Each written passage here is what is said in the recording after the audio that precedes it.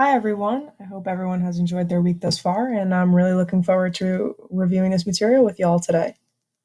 So, at this point in time, you all should have looked through the materials for today's class. If you haven't already, I would recommend pausing this video and taking the time to complete the ed puzzle. All of the materials you should review prior to watching this video recording are listed underneath the module titled Distribution of Power. That's also where your extra credit project will be listed for today, as well as this Google Slides PowerPoint. So if y'all need to review the material outside of this video, or if you want to take notes in the PowerPoint, you're more than welcome to upload that onto your computer or print that out for notes during today's lesson.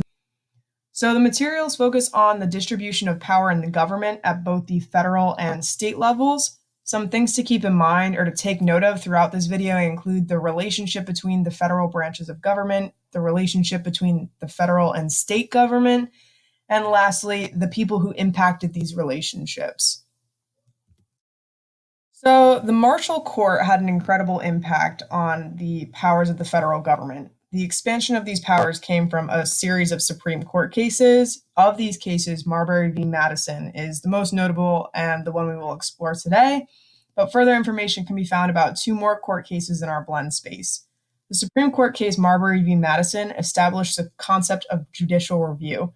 Judicial review is defined as review by the U.S. Supreme Court of the constitutional validity of a legislative act. So basically what that means is that the Supreme Court would determine whether or not a legislative act is constitutional. This court case not only expanded the power of the judicial branch within the federal government, but established that the federal government would be in charge of determining the constitutional validity of laws. Chief Justice John Marshall's Supreme Court established that not only could the powers of each branch of government expand, but that the federal government would continue to reinforce the concept that the federal government reigned supreme. So essentially, this happened between 1801 and 1835, and this time overlapped with our next concept, the Jacksonian era. Throughout the Jacksonian era, the expansion of federal powers was a hot topic. President Jackson redefined veto powers by ensuring that everyone knew he was not vetoing bills because they weren't constitutional. He was vetoing them because they didn't fit his political agenda. President Jackson also defied the Supreme Court by taunting them with claims that no matter what they ruled, they would be unable to enforce it without his support. Jackson argued that the office of the presidency was the office for the people and not Congress, because the entire country had elected him and not just one state. Jackson's ability to change the presidential powers vastly impacted the executive branch and the distribution of power among branches. He was considered a man of the people because he was the first president elected that was not an aristocrat or a member of the elite class. This may have impacted the other branches' ability in their ability. This may have impacted the other branches in that they weren't able to put harsher checks on the executive branch because he was popular among the people. His popularity only lasted for so long because our next concept is actually going over nullification and secession, and Jackson ended up not being so popular in the South, and the South was predominantly who elected him in the election. So when we go over nullification, it's important that you know that 1828 is the year that the Tariff of Abominations was created, but it only started being enforced during Jackson's presidency. The Tariff of Abominations was passed in order to help the North's economy by encouraging trade between the North and the South, because the South had been seeking trade with foreign countries. Southerners felt that this hurt their economy because trade with Great Britain had been much cheaper and more beneficial until these tariffs had been applied. When South Carolina nullified the Tariff of Abominations, it caused a crisis because they were not the only state that wanted to nullify it, and many states followed after them, predominantly states in the South. President Jackson attempted to negotiate with South Carolina, who was represented by John C. Calhoun, also Jackson's vice president, if any of you remember that. So they attempted to negotiate, and Jackson reminded him that they could petition the government for change, or that they could elect new representatives to fight the tariffs. Unfortunately, Calhoun ultimately ended up deciding to threaten secession along with the other southern states. And Jackson then had to threaten military action to enforce the tax and essentially run their state if they chose not to listen to the federal government.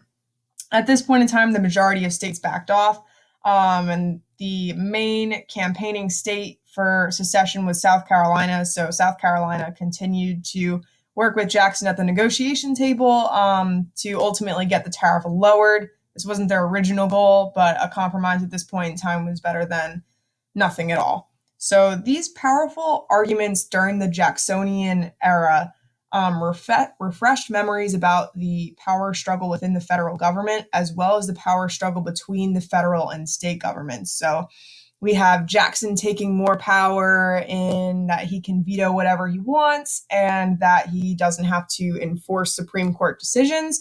And then we also start to see sort of a battle between the federal and state governments about what the federal government should actually be allowed to do and how much power the state governments have to enforce these things. And finally, we're going to move on to secession. About 30 years after the first threat of nullification, the South seceded from the Union, and ultimately the Civil War began. So secession not only started a debate about the morality of slavery, but also whether or not slavery was a right that the states were entitled to. Secession also started debates about the legality of secession and whether or not states were allowed to defy the federal government in this manner. Since we've just finished our unit on Reconstruction, it would seem that the answer to these questions are very clear and that the Union won the Civil War, and therefore the federal government reigns supreme and secession is unconstitutional, but it may not have been that simple. So we've just reviewed information that spans from 1801 to 1877, and I hope that this review jogged your memory a little bit. The examples that we have gone over in class today are just a few of the ways that the distribution of power has changed from the beginning of colonization to the end of Reconstruction. So essentially, as part of your weekly project, your job will be to explain how the distribution of power has changed over time and the ultimate effects of these changes on the federal and state government powers. This essay will be a little bit towards the longer side of what you might consider a short essay to be. And I understand that might be a little bit overwhelming. So if we need to extend the deadline of when it's due, we need to extend the deadline. But I don't want you all to think that this is a very formal essay. Yes, you need to include a significant amount of resources, and yes, you'll need to include your citations. But you can see in the rubric and the essay instructions on Canvas that this essay will have a little bit of a more informal vibe to it. I really want to hear back from y'all about your own thoughts and your individual ideas about how to synthesize and analyze the information that we've just completed going over.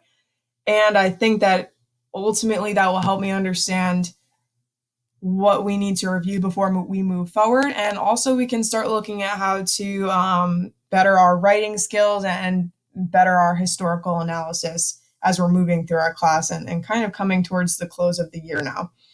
So the prompt that you all will be answering is explain how judicial, legislative, and executive actions have affected the distribution of power between levels of government from colonization through Reconstruction.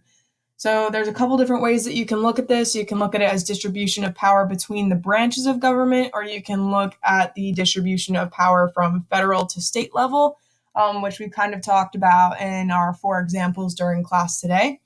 If you choose to take a different route and pick different examples, or you feel that you found something that may better support your claim, that is absolutely fine with me. More of these resources can be found in our blend space, which is also linked on the Canvas.